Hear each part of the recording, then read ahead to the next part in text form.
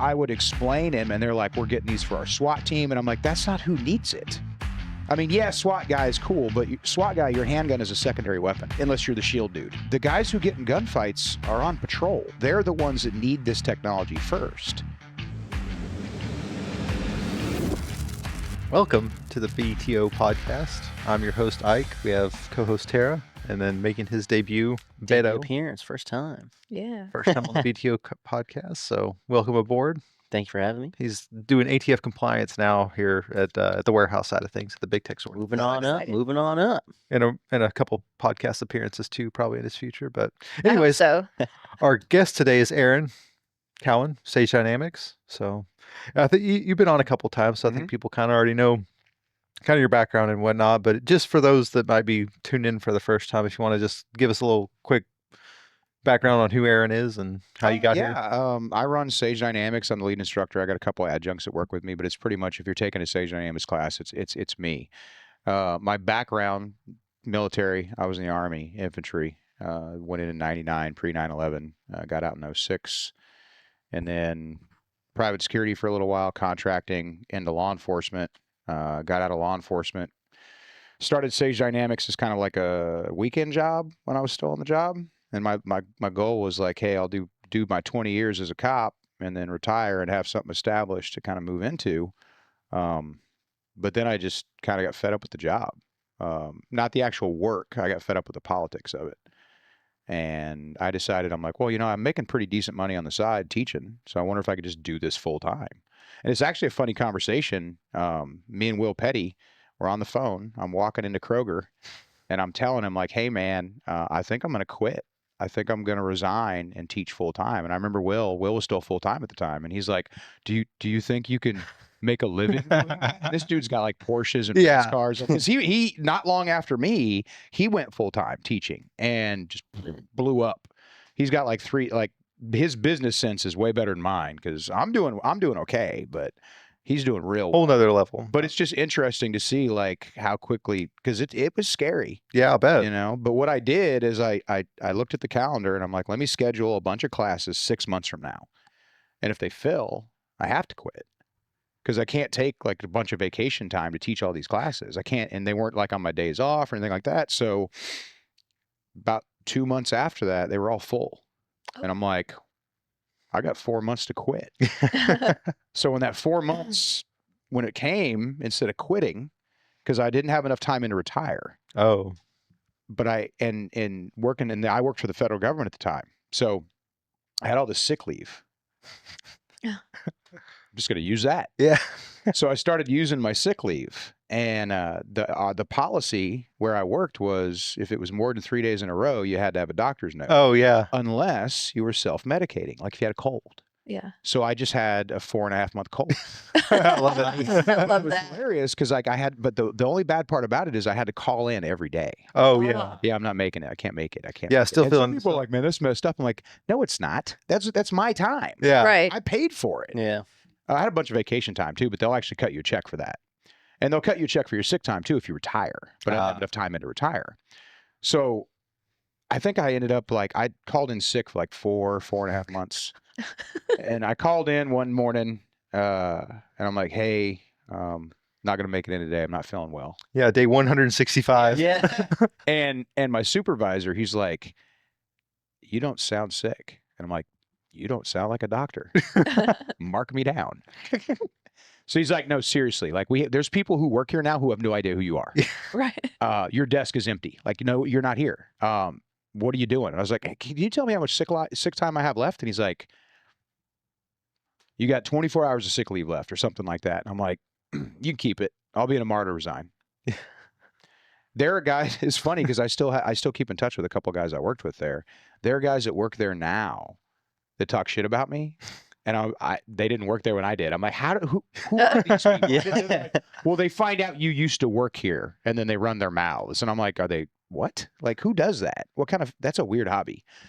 But anyway, I guess I started doing I hate the term tactical because I feel like it's just overused. So I was really focused on realism based training.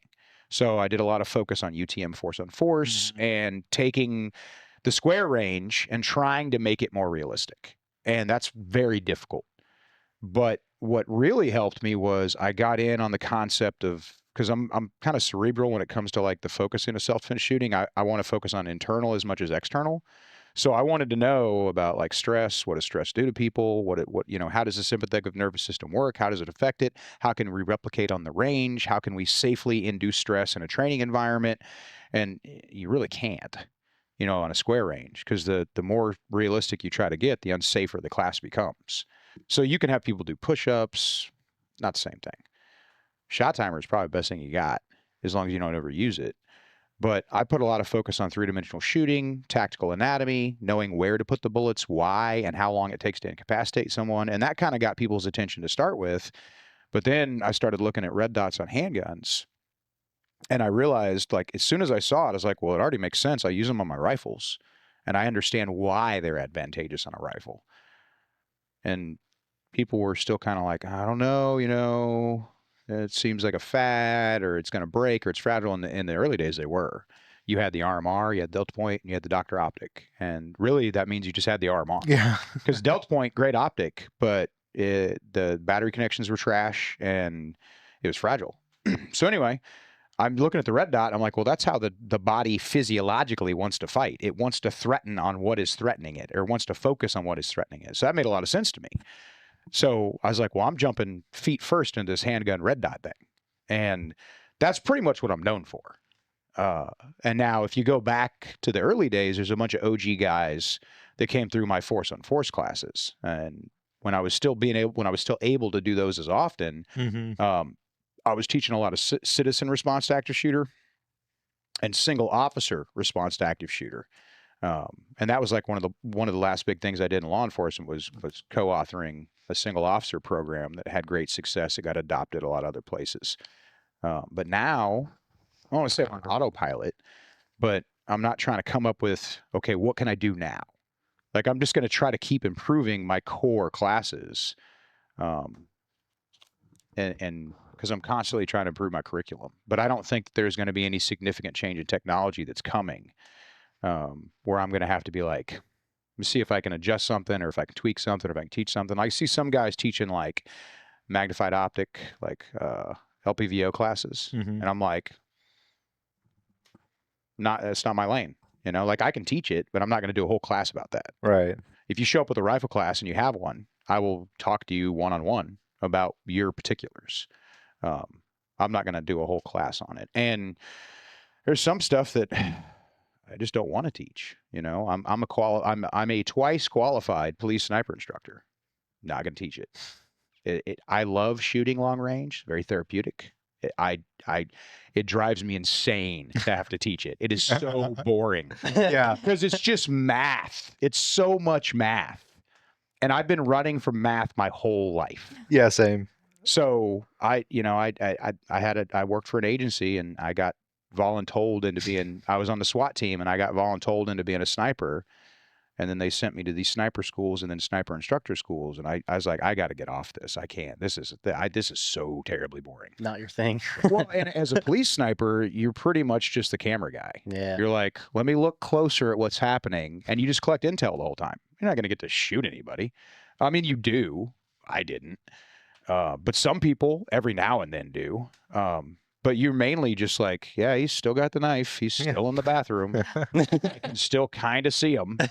I hope I don't have to shoot him, because it's through a window, through another window, down a hallway, into a bathroom. So that part was enough. The real world aspect of it was enough for me to be like, I don't want anything to do with this. Because I tried to be a sniper when I was in the Army, and they're like, mm-mm. And I'm like, well, why not? And they're like, well, we have these Bradleys. And they have that 25 millimeter gun on top. Yeah. We don't need you out there playing around in the mud with a 308. Like, we can just shoot them with this. And that thing's got FLIR. And it's got tow missiles. So we don't really need snipers here. I'm like, but they're in the arms room. Just give me one. And they wouldn't send me. Even when there was a local sniper course they're like, no, we're not sending you. And then like 9/11 happened, and they rolled into like DMR programs. And at first there was like every unit kind of stood up their own DMR program, and I wouldn't even send me to that. Damn. They're like, yeah, we don't do that here. We're going to go with war at Bradley's. And then Iraq happened, and they went to war with Bradleys, and they were like, "This is a terrible idea." Everyone is light infantry now. But so that's the long version, I guess, where we brought me now. Now I'm teaching. I teach about 2 classes a month, which doesn't sound like a lot, but that's about 10 days on the road. Yeah. And I'm not slowing down anytime soon. I'll probably do it for about another 10 years. And I've always been a firm believer in the day that I wake up where I hate what I have to do that day, I need to stop doing it. Yeah. Because this is not an industry where you get to phone in your job. No, or at least you shouldn't. Yeah. Right. Some people have and do, but when I show up on the range, like I'm at work. And I need to, even though I've taught this class, like I've been teaching the class I just taught over at your range, I've been teaching that class for 10 years now. Wow. Yeah. Like I started teaching that class in the dark ages of Yeah. red dots on I was going to say handguns. 10 years ago was It kind of snuck up on me. Yeah. I'm like, I'm getting old. Right? So I've been teaching that class for 10 years. I've had, I think the last time I checked it, the number's higher now because I haven't checked in a while, but I'd had 1,500 students through it.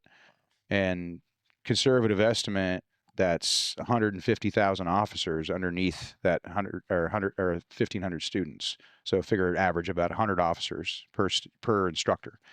And I've updated the curriculum and kept track with things and things like that. But it's like, even though now there's not going to be much change, like I'll introduce some new statistics, but the curriculum's pretty sound. But even though I know it, I can't just show up and just put it on autopilot. Yeah. So what kind of changes has there been over the 10 years in your curriculum? So And this was RDS instructor, yeah, right? the RDS instructor class, but it applies just basically the concept of shooting with a red dot on a handgun. The big thing that changed was the technology. The technology got better. Yeah. So when I Pretty first started fast, teaching too. the class, most of the students did not want to be there. Mhm. Their department sent them, so they're Pouty face the whole Right. time. face the whole time. When's lunch? Yeah. I'm like, Yeah. I was a cop. I know what's going on. So I would explain him, and they're like, we're getting these for our SWAT team. And I'm like, that's not who needs it. I mean, yeah, SWAT guy is cool, but SWAT guy, your handgun is a secondary weapon, Mm-hmm. unless you're the shield dude. If you're using that. The guys who get in gunfights are on patrol. They're the ones that need this technology first. They're the ones that don't shoot well because y'all don't do anything to make them shoot better. It's a functional problem. So with the curriculum adjustment, what I've added is, one, the technology has improved, Right. but also the mentality has improved. So I used to have to I actually got into an almost argument with one of the lead instructors for DHS ICE. Because wow. DHS ICE brought me in 2017 to do all of their instructors. And the whole room was mostly their ERO and their SWAT type guys. They're SORT. Yeah. I think they call it SRT or SORT. I can't remember. And then ERO is like a SWAT light. And then I had HSI instructors, or not instructors, investigators. Right. And that was their whole firearms training unit there at Fort Benning.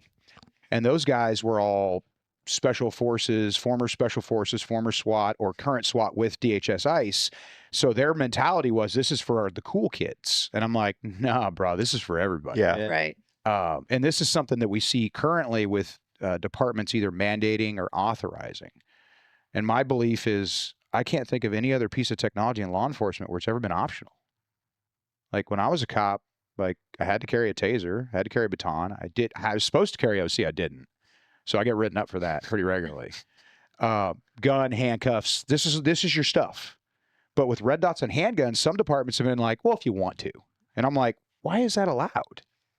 Because I think about it from a liability standpoint, it doesn't make any sense. Yeah. Because if I'm a defense attorney, if you have a red dot, but these other officers don't, I can paint that a certain way. Mm-hmm. You can paint it pretty much any way you want. Yeah, Yeah. if everybody else has a red dot and you chose not to use one, I could paint that a different kind of way. Mm-hmm. So it just opens you up to liability. So as the technology improved, certain things I didn't have to talk as much about different types of slide applications, like milling versus factory OEM versus like Duick rear sight mount plates. The optics got better because it used to be like, hey, what optics should we get? And I'd be like, the RMR. Yeah. Like, Yeah. just get RMRs because there's nothing else. And now it's, You got RMR, RMR HD, RCR, you've got the MPS, you've got the Acro P2, you've got HoloSun's 509, you've got the 508, you've got the EPS, you've got the EPS Kincaid. All Yeah. of those are On and good on. optics. Right. So then it just comes down to what flag do you want to fly? Yeah. They all have pros and cons or whatever, but like I think some people get frustrated with me because they're like, well, "What's your favorite optic?" I was like, "Bro, I don't have one. Just give me the gun. Yeah. Like I'll make it work." Now, my carry gun is an RMR HD. Conceal carry makes a lot of sense. My teaching guns, it could be an act because when I teach LE, I'll try to teach with what the students are using. So if it's a department, sense. like I taught a class last year where everyone carried a 320 with an acro. So I just brought a 320 with an acro.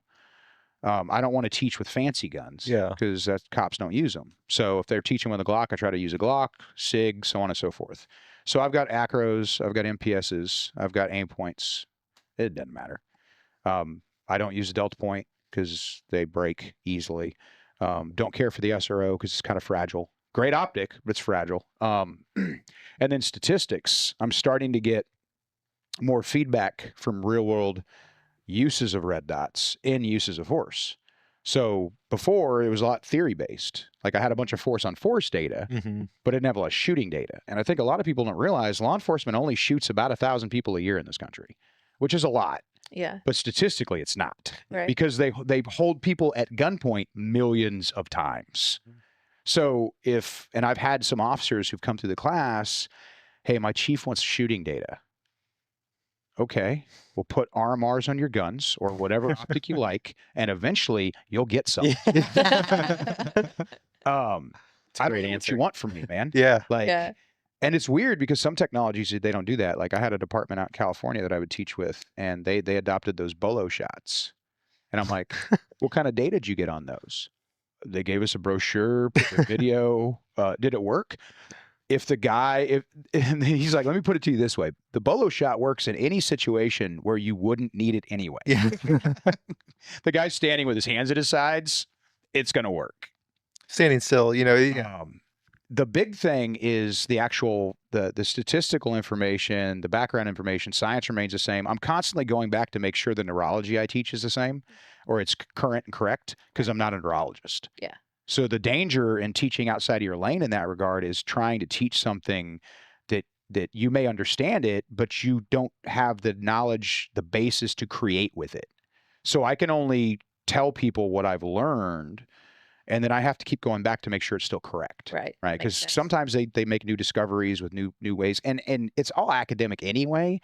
But as a cop, I appreciated more when someone taught me why this happens versus just this is going to happen to you. Like I remember the first time I learned about use of force stress. They just told me all the symptoms. Okay, so breathing can be affected, vision, hearing, memory, movement, perception. Okay, why? Well, because it's stressful. Okay, roger that. What's happening? And the instructor didn't really have. He's like, I it's not in the book. Like I don't know what to do.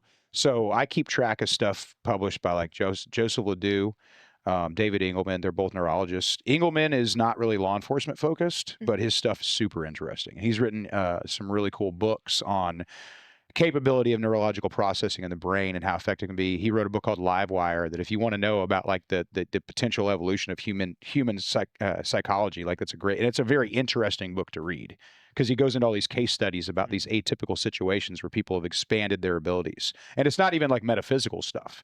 They had one example where they built this apparatus with a neural link that gave the guy 360-degree vision. What? Wow. And it messed him up for like a day. But then like, he's like, I don't ever want to take this off. His brain was like, okay, more data. We'll figure it out. So he just started seeing 360 degrees. That's crazy. That's wild. Nuts. And then Joseph Ledoux, all his research is pretty much fear-based neurology. So he studies cops, fighter pilots, soldiers, crab fishermen, rock climbers, anybody who does dangerous shit for fun or money.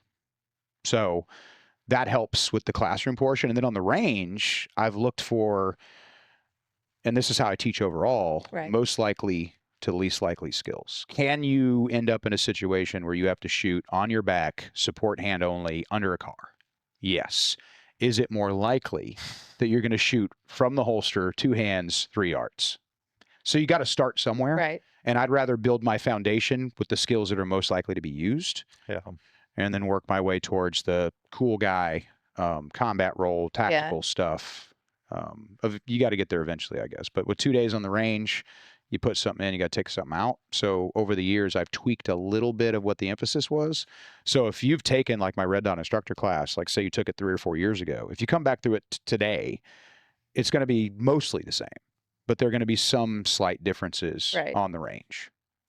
So yeah, I guess that's the long form on that. All right. What about your white paper? How's that going? So I still update it, but it's gotten to the point now where I'm just updating it annually. So I'll have an update coming in in January. And honestly, what I found is like I think a lot of people they're mainly focused these days on the testing data. They want to know what optics are handling my testing. And what I get from my students is real world feedback. So I'll tell my graduates, my alumni, when they finish the instructor class, hey, if you have a line of duty optic failure, tell me what the optic is and what happened to it. And I'll add it to my information. So when these guys go through this class, they get now 6 years of data on optic failures in the line of duty. So you get an idea of what optics are going down, frequency breakages and stuff like that. And some of it's really surprising.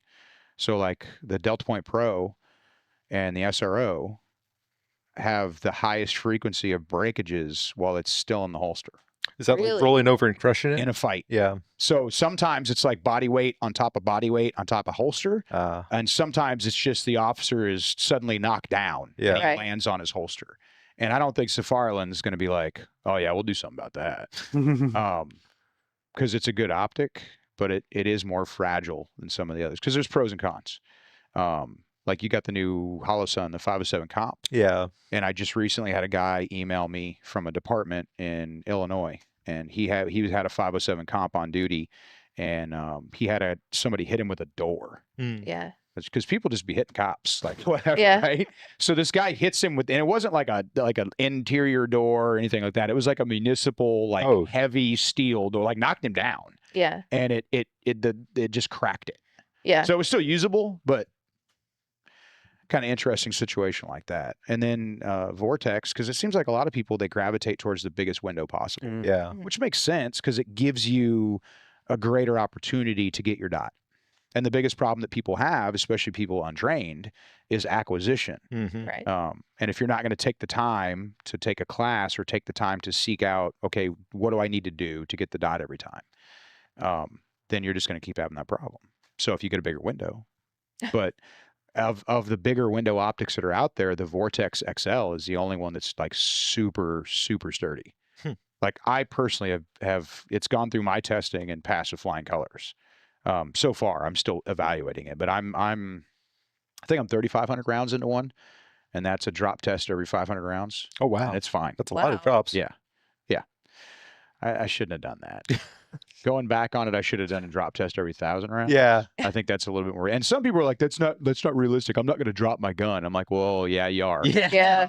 But also, Think again. it's to simulate stuff like that, Exactly. like real world stuff. And I've got to have some kind of standard, right? So Yeah. I'm like, well, I'm probably not going to shrink very much until I'm in my 60s or 70s. So shoulder height is shoulder height. And I just started doing shoulder height drop tests. And what's hilarious to me is some people are critics of that. But then if you look at mil-spec testing, look at all the clown shoes nonsense they do in there. Yeah. Well, that's different. I'm like, no, that's what I'm saying. I'm actually a little bit more reasonable to what's realistic. But there's been optics that have passed mil-spec testing that I've just completely destroyed. So sometimes it's just chaos. It's just got to hit just right. Yeah. But I've seen a direct correlation between what optics fail my testing and what optics fail more frequently in the field. Interesting. So for me, that's validation. Yeah, I was going to say that's like. But people want perfect. There's no such thing. So there's that frequency bias, or there's that sample size of 1, and I try to tell people that. So they'll be like, "Well, this optic has battery issues." I'm like, "How many cases?" Well, I know one guy. Yeah. Then don't buy it. There's plenty of other good ones out Yeah. there. You got to see, like, because especially in gun culture, we're very negative focused. Oh yeah. So if a gun breaks, nobody ever follows up. So like the 509 had that striker issue. Mhm. They were MIM and then they replaced them later. So the original release of the not even the 509 MRD, like we're talking about the original iron sight only 509 had a striker issue. This was 2017, 2016, 2017, Yeah. something like that. So a while ago. Long enough Yeah, ago. like 10 years. Yeah. Almost 10 years.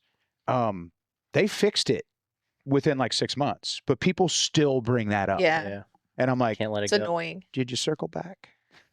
We're past that now. Come Yeah, on, yeah, guys. yeah. So I find that's, that can be kind of aggravating, but like on the testing aspect side of it, like nowadays with teaching the red dot instructor class, the majority of the students come to me ready. Their departments are sure what they're doing. They've got their budget allocated. And usually it comes down to some of the instructors are kind of taken aback with some of the presentations for liability. So I'm talking about like, okay, are you going to be compliant with your state? Does your state have a policy? Will your state ever have a policy as far as law enforcement standards? And then it's the issues of how many hours are you going to provide for transition? How many rounds are you going to provide for transition? Because I recommend 16 hours and 1,000 rounds per officer. Most agencies are not going to do that. I had one guy, he's like, hey, my agency gave me 4 hours. What should I do? I was like, rub a lamp?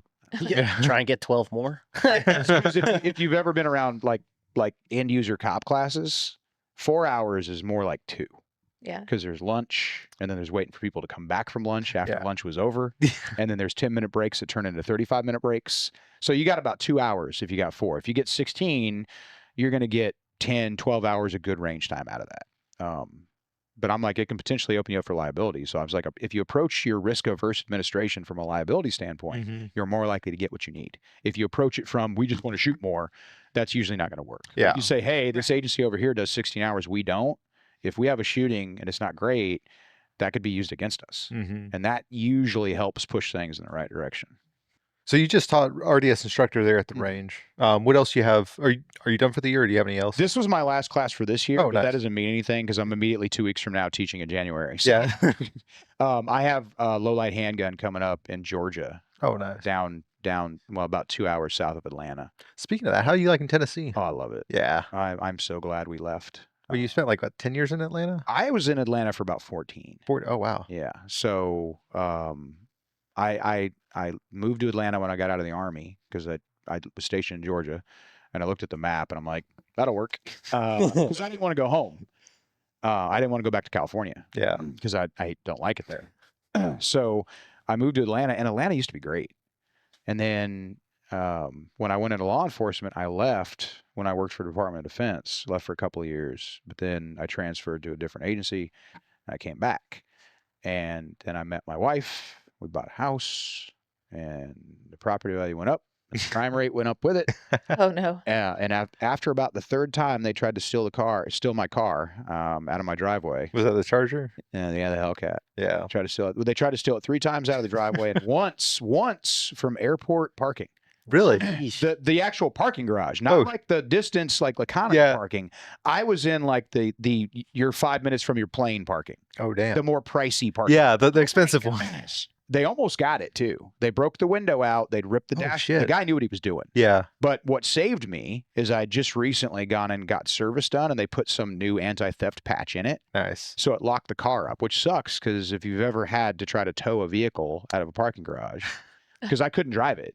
Yeah. I couldn't turn it on. I couldn't do anything. And I knew it had happened because I'm like, You getting alerts on your phone? Well, no, the alert never went off, but I hit my location and my car was like, can't find it. And I'm like, Oh Like, no. not again. my car. So when I get out of and I remember I get off the plane, get my bags, I go to the parking garage, I walk around, my car looks fine. I'm like, oh, thank God it's still here. And then I go to open the driver's, but it won't unlock. And I'm like, that's weird. And then my window's gone, like gone. There was no glass. Oh, shit. Like, it's just, I'm like, where did Wow. the whole last window, did this guy vacuum? Like, Yeah. Yeah. What the heck? well, it was tinted. So he probably just, and it pulled the whole. Oh, yeah. Yeah. I'll get a film over it. And at that point, my wife was, she was tired of the career she'd been in for 12, 14 years at that point. And she's like, well, I want a career change. And I'm like, well, here's the states I'm willing to live in. Find a job in one of these states and we'll get a house. And she found a job in Tennessee. So I was like, okay, here's how much money we're going to have. I want as many acres as possible. Yeah. And you just got to figure out, because I just need to be near an airport. Mm-hmm. I was like, try to find a property within an hour of the airport. And that's how we ended up where we're at. Because she kept finding like 7 acres here, 6 acres here, all closer to Nashville. Mm-hmm. But they do long acres. So it's like, Oh. I have 5 acres, but I have a neighbor like right here. Yeah, you can see Right. his house. And I'm going to be making a lot of noise. Like, I don't want to get into that. So it's a little bit further out. We're 60 miles from Nashville, but it's like an hour and 20-minute drive because of country roads. Mhm. But I don't mind that at all. So now I live in a holler and 22 acres. I got a big hill. I got 2 neighbors on my road that live there full time, a couple hunting cabins. I know the guy who owns most of the land around me. So I have 22 acres, but I have access to more Yeah. because he's a pretty cool dude. Built my own range. My wife's got her barn, her horse, her pasture. So Oh, that's nice. we're That's good awesome. to go. That's awesome. You say you're doing about 2 classes a month, Mm-hmm.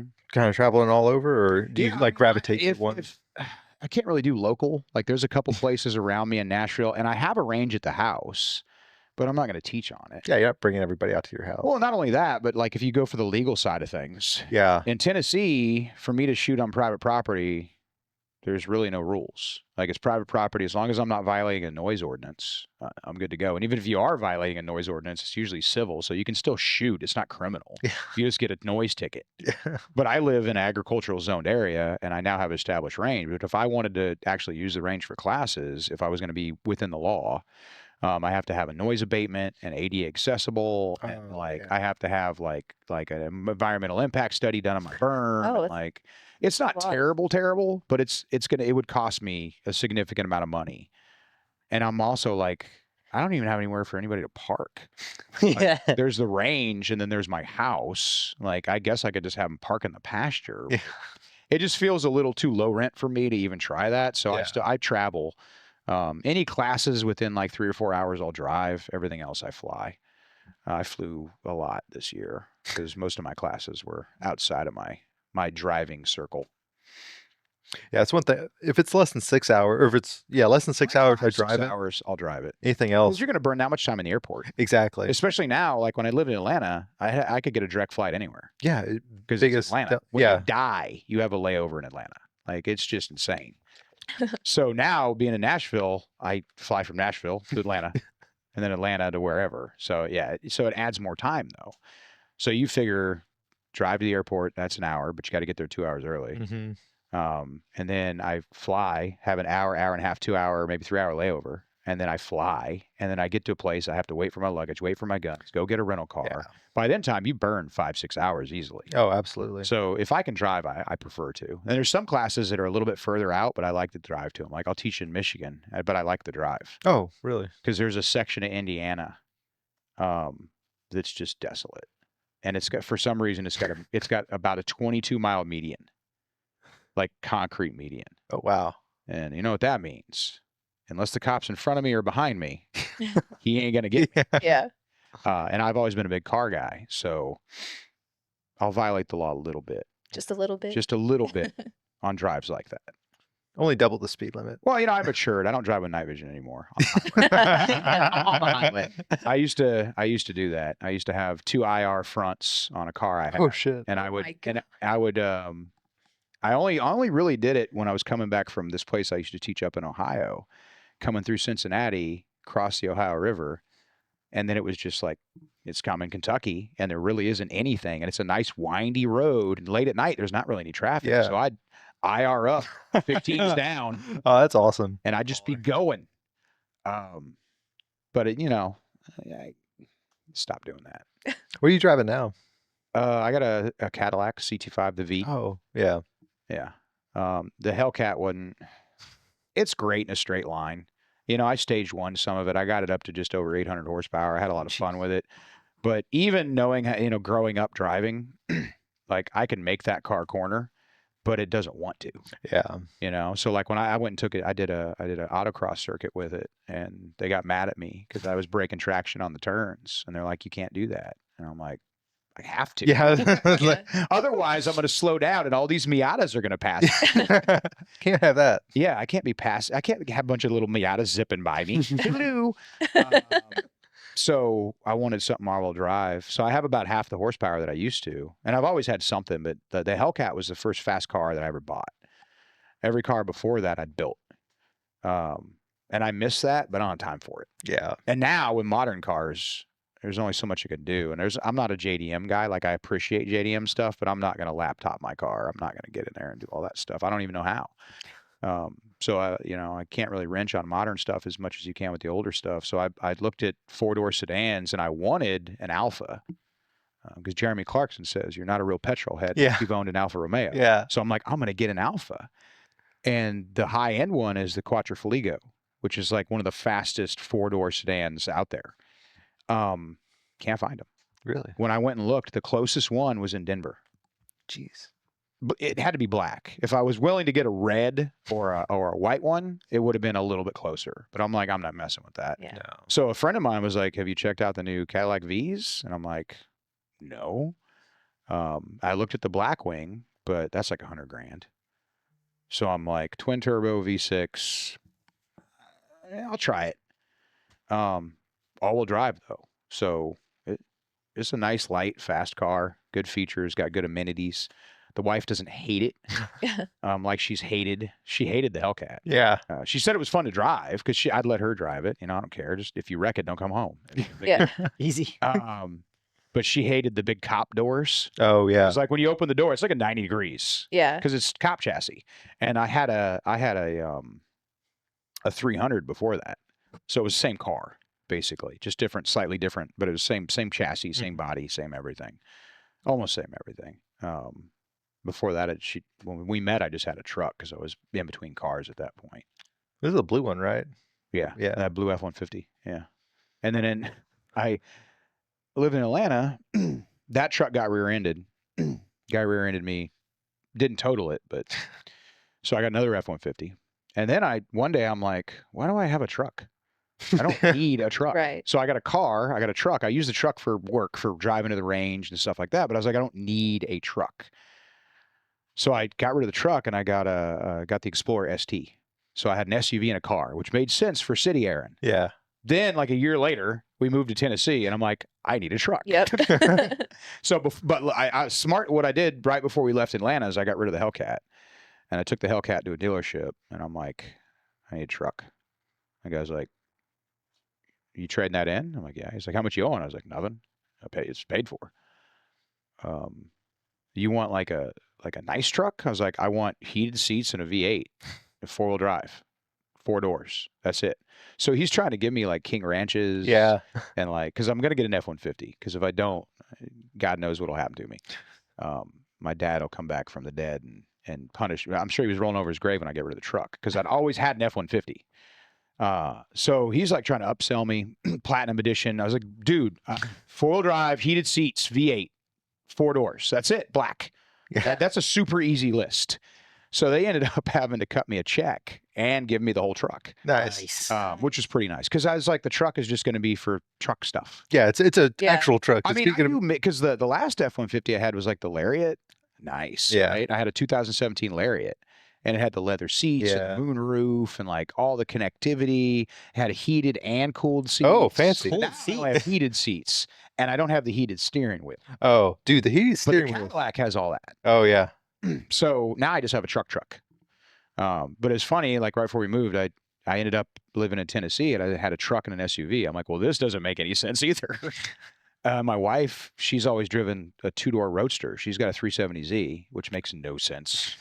So now she's got a horse and she's got a bunch of chickens. And she's like, I'm taking the truck. I'm like, well, is your car not going to work for what you have to do?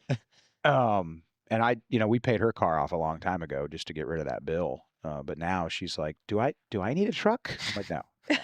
We have Yes, she we have does. one truck. I was like, just don't put hay in your car or the Cadillac and we'll be fine. The truck is for truck stuff. Got a Kubota, to handle farm type Oh, of stuff. Yeah. And she drives that thing more than I do. Pretty awesome. Did you keep any of your older cars? You said you built a lot of your first cars. Did you keep any of them? No, I took this advice from my grandfather when I was a kid because he would always get a new truck like every year. And I never could figure it out. Mm-hmm. And he never owed any money on them either. And I'm like, So when I was old enough to understand, he explained, he's like, it'll hurt you the first couple times you do it, but you get a truck, you overpay on it. You can try to pay it off as quickly as you can. Vehicles are always going to depreciate. They're always going to depreciate. Like, it doesn't matter what it is. He's like, and the more miles you put on it, the more likely, and this is back when auto warranties weren't really a thing. Yeah. So what he would do is he would take a truck to about 30 to 40,000 miles and then flip it. So every time, and the quicker he flipped it, the less he'd have to pay on the next truck, the less he'd have to pay on the next truck. And eventually, like, so now when I flip it, because I do the same thing, now I'll try to flip a vehicle about 30, 35,000 miles. And I'll end up, it'll be paid off because I took his advice. I started paying more than I needed to so I could pay those vehicles off quick. So almost every time I go in, the vehicle's already paid for. So like with the Cadillac, I traded in the Explorer on that, and I ended up, I think the wash was I had to get a payment plan, or I had to get on payments for like, I want to say like $8,200, which over the period of a year, throwing your beer money, it's not it's a lot, but you think about a four-year financing on $8,200, payments are nothing. Yeah. But I'm still throwing like 2-3 times what the payment is at it. So my plan, depending on how it works out, is to flip the V for the Blackwing before they stop making it. Because now the only V8s that are still made are GM and Ford, and I'm not going to buy a Mustang. I wear my hat the correct way. I have a Mustang, and I think the Hellcat's bad in corners. I've never been much of a Mustang guy. My dad was. He liked Mustangs. I never could get in. I just don't like 2-door cars. I think that's what it is. Yeah. I like 4-door cars because it can be fast and you can put some stuff in the back seat. Even though to date, I don't think anybody's ridden in the back of my car. You still writing? Yeah, that's what I wanted to talk about. Yeah. Maddie got more excited about this. I'm writing a lot. So I started writing. I mean, I've been writing my whole life. And then I actually started trying to write books. And that was my goal, was to just be an author. You know, I wanted to like get life experience that would help me with that. And then just write. I was like, how hard could it be? Like, because I feel like people keep telling me my writing's pretty good, like in high school and stuff like that. And I'm like, well, this should be my job then. Send it. There's like this process, this ceremony you have to go through in order to even, because you can't just approach a publisher. You need an agent. And an agent, you have to know how to write a query letter. Because you can't just call up an agent and be like, hey, can I send you like 2 or 3 paragraphs of my stuff? Do you have a query letter? What is a query letter? Right? And I was going through this. There was a time where I was sending like 30, 40 query letters a month. And it's like, it's almost like writing a cover sheet. I'm like, you want me to write the fanfic for my job, for my resume? Like, what? So you have to write a query letter that basically explains what it is, what your character is, and like a blurb about what it is. And most of the guys are pretty cool. They'll at least hit you back and be like, hey, thanks for sending this, but no, we're not interested.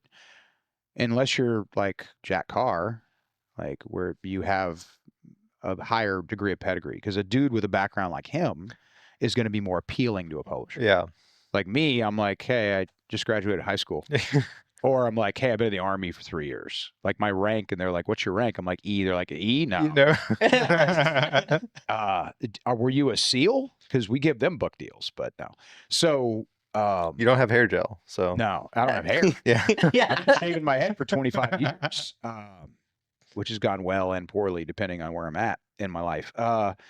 So I tried the query letter thing, and I never really gave up on it until I gave up on it. Like I did it for a long time, many, many years. But I realized I think one of the smartest things I realized is like some books were too big for me to tackle. Some concepts were too difficult for me to write. Because as a reader, I read, the way I do it is I alternate fiction, nonfiction, fiction, nonfiction, fiction, nonfiction. Like I've been following Lee Child, Jack Reacher. Robert Krauss writes the Joe Pike and the Elvis Cole novels too, but their characters aged. And sometimes you would read, and I'm like, well, that's not how that works. That gun doesn't do this, or this thing doesn't do that. So I wanted to have more life experience and also technical experience, or just not right outside my lane. The cool thing about writing sci-fi is you can make shit up. Yeah. Thank God for the blah device that we can do this, right? But even with sci-fi, I try to keep it hard sci-fi. So I started writing when I seriously started approaching like the concept of writing thrillers, I wrote the book Rushing Winter, and that's like my freshman work. Like that's the first book I ever tried to get published. But I have stacks of stuff I wrote in high school and even back to middle school. And sometimes I'll go through it and be like, any gems in here? Yeah. So I borrowed characters from stuff I wrote in high school. Oh, Just really? like stupid little short stories. Yeah. But I'm like, all right, yeah, I'm gonna put that up here. I'm gonna flush that out. So I started with Rushing Winter, and I'd finished it, but I didn't know how to publish it. So I'm hitting query letters, and I'm trying to figure out how much it would be to self-publish. Self-publishing didn't exist at the time, because I think I finished that book in, I want to say like 2006 or 2007. Oh, wow. And it just kind of sat around because I didn't know what to do with it. Yeah. So I'm trying to get a publisher, but I got to get an agent. No agent wants to represent me because I'm not interesting enough. Because God knows if they even read what you send them. They probably look, is this person marketable? Yeah. And that's a thing. It ain't like it, whatever. So it's a hard industry to break into. So once Amazon started doing self-publishing, I'm like, Game shit, on. let me do that. The most glaring problem with self-publishing is you are your own editor. Right. And if you read my books, you're going to find grammatical and punctuation errors because I've read it so many times. I'm text blind. Exactly. Yeah. So people are like, oh, you need to get this professionally edited. I'm like, do you have any idea how much that costs?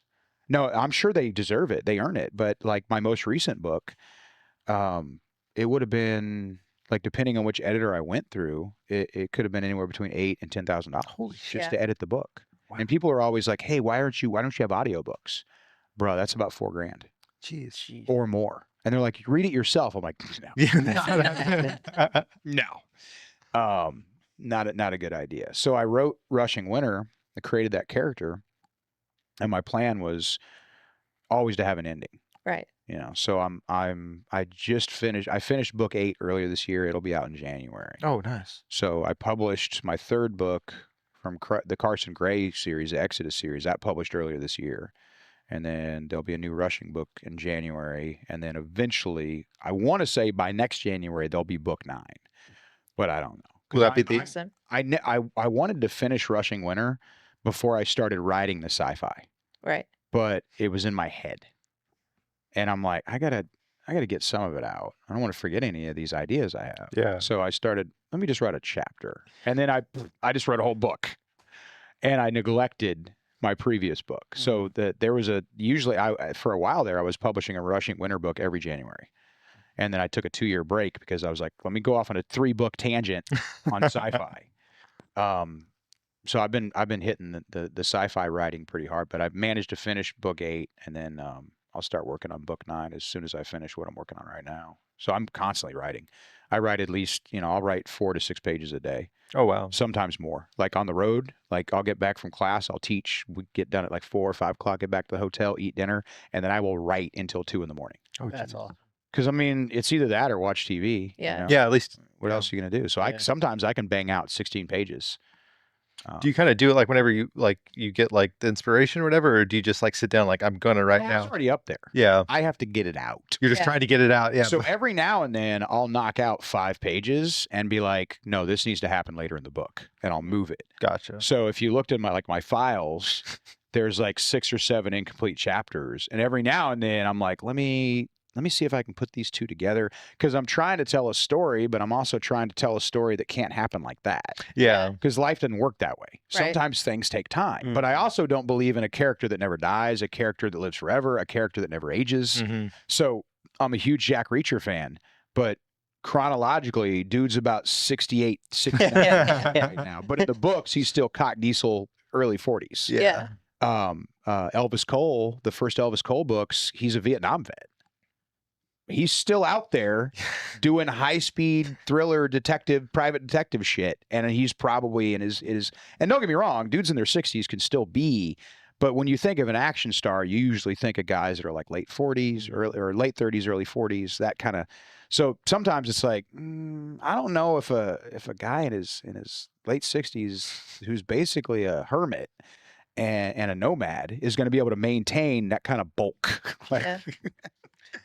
Do you take the same approach like with your instructor classes, like how you were saying, through the years you refine them, fine tune the way you think about it, your curriculum and stuff? Do you take Oh, that same absolutely. approach with your writing, or is it more of just a natural like go with the I flow write kind of? top of mind. Okay. So what I'll do is when I'm like starting on this book, Mm-hmm. like Rushing Winter, I always knew how the story was going to end because all good stories should have an ending. I knew how Rushing's story was going to end, and I knew things that needed to happen to him along the way to develop him as a character.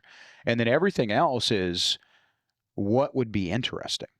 Because as a reader, if the character is having a problem that I personally could walk away from, I don't want to read the book anymore. Right. Like you've got to, but you also can't give them situations that are repetitive Yeah. or they make it seem like the character has plot armor. Mm-hmm. Like your main character shouldn't be everything proof. He shouldn't be, and like with female characters, they call them Mary Sues. Mhm. For some reason, there's no similar term for the male characters that are the same way. But Mary Sue is like a female character that never gets hurt. She always knows she's always the smartest person in the room.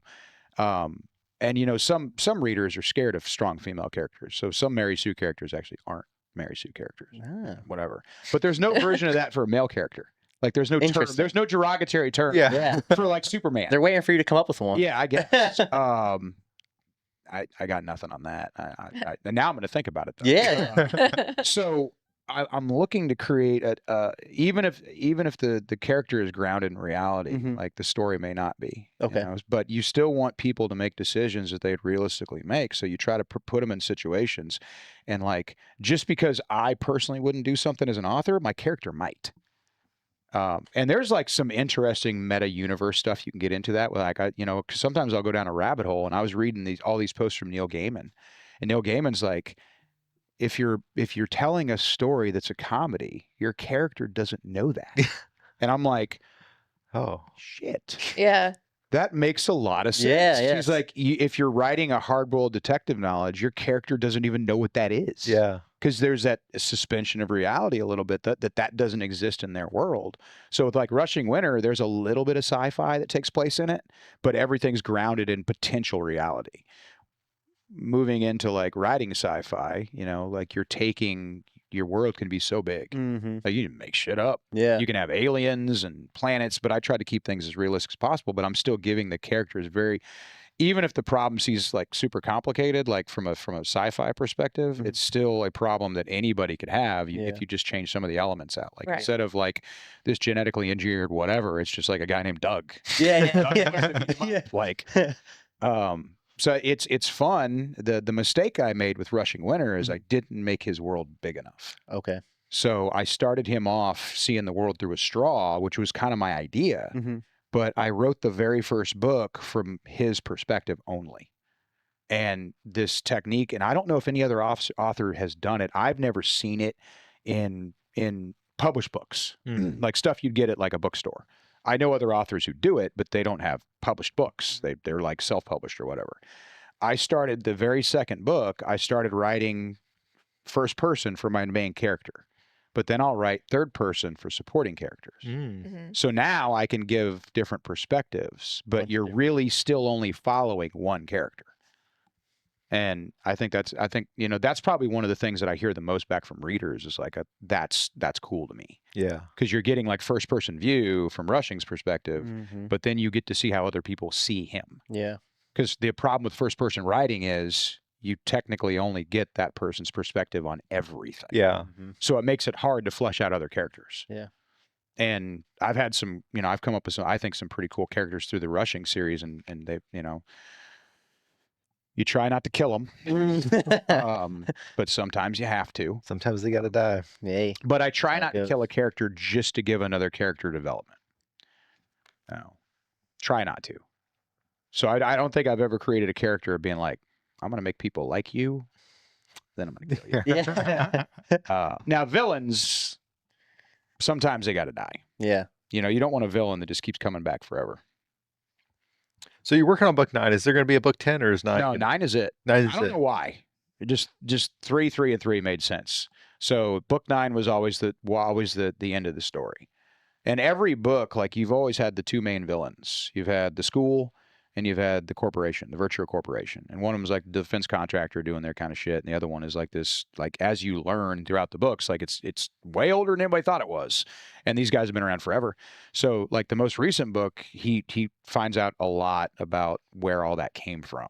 And then he's trying to, but like, he doesn't want to do it anymore. He's like, I'm tired of living this life where I'm constantly getting shot at, having to deal with this nonsense. I'm getting older, because the book never actually tells you how old he is. And I did that on purpose, but you kind of get a sense. Yeah. You get a sense that like, okay, he's trying to like live a quiet, peaceful life, and the world won't leave him alone. So into book 9, it's going to wrap everything up for the most part. But I also write same universe. So if you pick up like Fortunate Son, takes place in the 2400s. If you pay attention, you'll catch references to things that happen in the Russian books. Not things, but like places and concepts and companies. So the corporation in the Russian series is called Virtua, and they still exist 2,400 years later. Nice. So there's some other things that I did, like That's really cool. pre-COVID. I think it's a third Russian book where I had the Resolute virus, where they genetically engineered that virus to kill specific people. And then I released that book in like 2018, and 2019 COVID happened, and I'm like, they're going to think I got this. Yeah, seriously. Yeah. So like those book, and like there's 9 books written over a lot of years, but only about 5 years takes place in between the first and the last book. About 5 years. Whereas, you know, I compressed it too much. So I should have made his world a lot bigger. Yeah. I've been happy with the characters. I've been happy with the flow. But I feel like it's kind of time to, like, 9 books is a good run. You can tell a good story in 9 books. And I write long books. Yeah. Yeah, I was gonna say, like, they're usually what, 600-700 pages. Yeah. Unfortunately. But, you know, I kind of figure like, well, you know, Clancy was like, hey, I'm going to write until I'm done, and you're going to publish it, and people are going to buy it. And they did. Yeah. So that worked for him. So some guys get away with it, but you'll see a lot of your thriller writers like James Patterson. He's going to bang out. Like 350 pages. Yeah. Maybe 375. Robert Krause, who writes Elvis Cole, bro, you're getting like 175, 250 pages. That's it. Marco Cluse, really good sci-fi writer. They're tiny little books. They're great books, but we're going to one act this thing. Yeah. It's gonna be one act, because he's just jumping, like, kind of giving you episodes. And I think some writers have gone that way because they say like people's attention spans aren't the same, or I don't know. Yeah. I'm just gonna write until I'm done. Yeah. And I know now I'm limited by how much I can get into a paperback. Yeah. And that's what keeps me from writing 90 chapters, 85. And I also know, like with the Rushing books, I always knew there was going to be 9. So I don't have to get everything done in one book. Yeah. And I use a different writing style in those books too, which Cormac McCarthy has been doing forever, and nobody yelled at him about it. Yeah. But he's Cormac McCarthy. I'm not. So I can't get away with some of the artistic license that some authors do. In sci-fi, I use different fonts for, like, humans talk a certain way, and AI all have their own little font that they have. And some people are like, why haven't people been doing that? Yeah. Right. It makes so much sense. Because you think about it from a writer's perspective, that makes life so much easier. So now I don't have to constantly tell you who's talking. Yeah. I don't know why that wasn't. I guess back in the old print days, that would have been a pain in the ass. You're gonna set the print, but since everything's digital now, super easy. Yeah, I'm like, well, it's annoying to write sometimes because I'm constantly changing fonts, and Word has never worked right, but it's still the best typing program for some reason. So I just have to remember which font goes to which, and it lets you, like, tell a certain secret story sometimes where only the reader knows what's going on, because they're able to understand, oh, that font belongs to. Oh, yeah, there's some stuff going on. Got to think a little bit while you're reading. Yeah. Keeps you engaged. I do like books like that. Yeah, a little bit of mystery, no matter what your story is a good thing. And sometimes it's fun for the reader to know something that the main character doesn't know. Yeah. Because that's how thriller movies work. Yeah. Most of them are based on, like, you guys remember 24? Oh, yeah. Arthur Sutherland? Jack Bauer. That show would aggravate the shit out of me. Yeah. Jack didn't know so much stuff that was going on. Yeah. So they're always showing you this behind the scenes stuff, and you're like, Jack, you got to be careful going in there. So like being able to go from first person to third person with the way that I write, I can do that. Yeah. Hey guys, Brendan here, editor for the Big Text Ordnance podcast. We're going to go ahead and end this episode there for part 1. We will see you next time for part 2 of this episode with Aaron Cowan.